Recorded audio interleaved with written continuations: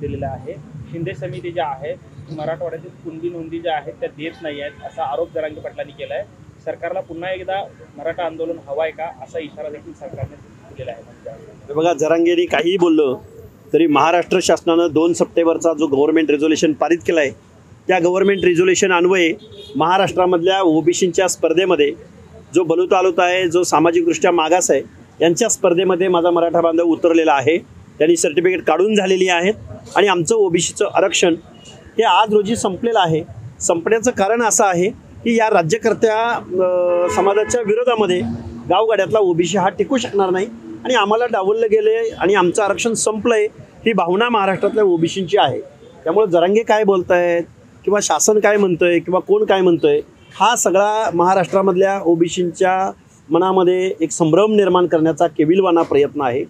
आमचं आरक्षण गेलंय यावरती आम्ही ठाम आहोत आणि आम्ही महाराष्ट्र शासनाला वेळोवेळी विनंती करत आहोत की तुम्ही या पंचायत राजच्या निवडणुका, लोकल बॉडीच्या निवडणुका एक वर्षभरासाठी पुढे ढकला।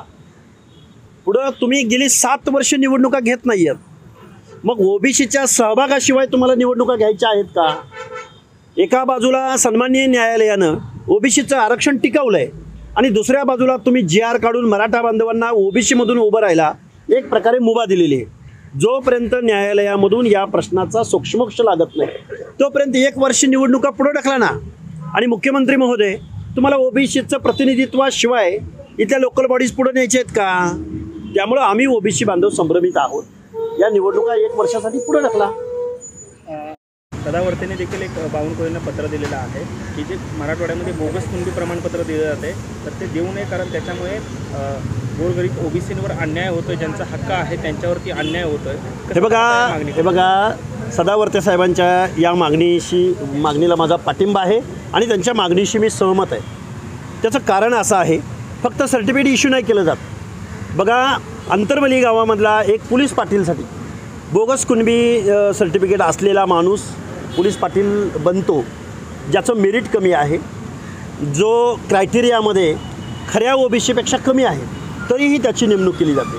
म्हणजे फक्त कुणबी सर्टिफिकेट वाटली जात नाही तर कुणबी सर्टिफिकेट असलेल्या माणसांना प्राधान्य दिलं जातं। हा कुठंतरी मला वाटतं ओबीसींच्या बाबतीमध्ये शासन पुरस्कृत शासनाच्या संरक्षणामध्ये ओबीसीचं आरक्षण, ओबीसीचं प्रतिनिधित्व डावलण्याचा हा प्रयत्न आहे। त्यामुळं डॉक्टर गुणरत्न सदावर्तेंनी जी काही मागणी केलेली आहे त्या मागणीशी आम्ही सहमत आहोत।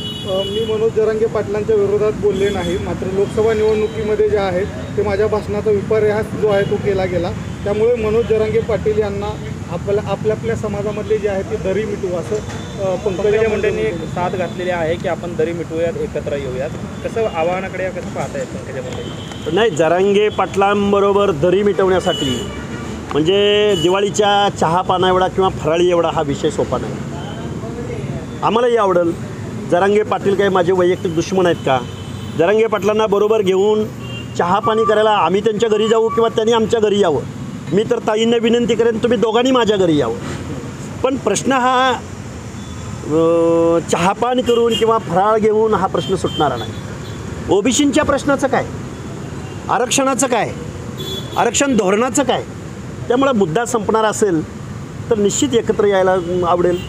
तर जरांगे पाटील ओबीसीमधूनच आम्हाला आरक्षण पाहिजे, SCBC आम्हाला नको, EWS आम्हाला नको, की जे मराठा गरजवंतांच्या फायद्याचं आहे ते जर टाळणार असतील आणि महाराष्ट्रामधल्या ओबीसींचा एखादा सरपंच, एखादा पंचायती मेंबर, एखादा नगरसेवक, एखादा नगराध्यक्ष, एखादा महापौर जर जरांगेच्या मागणीमुळं इथून पुढच्या कालावधीत होणार नसेल तर ताई तुम्हाला हे आवडणार आहे का? प्रश्न हा वैयक्तिक नाही ना, काय कोणाच्या लेकीबाळीचं लग्न आहे का? हा महाराष्ट्रामधल्या अर्ध्याहून जास्त ओबीसींच्या हक्क अधिकाराचा प्रश्न आहे आणि तो चहापानानं सुटणार आहे का?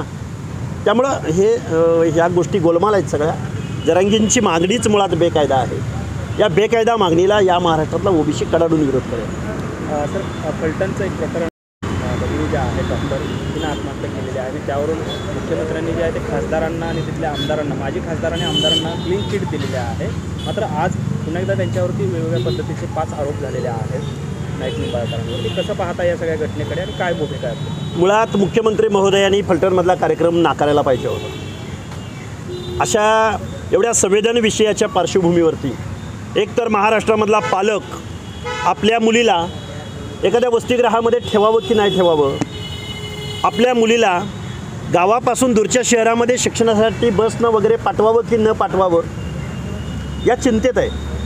डॉक्टर संपदाची आत्महत्या नाही तर डॉक्टर संपदाची हत्या झालेली.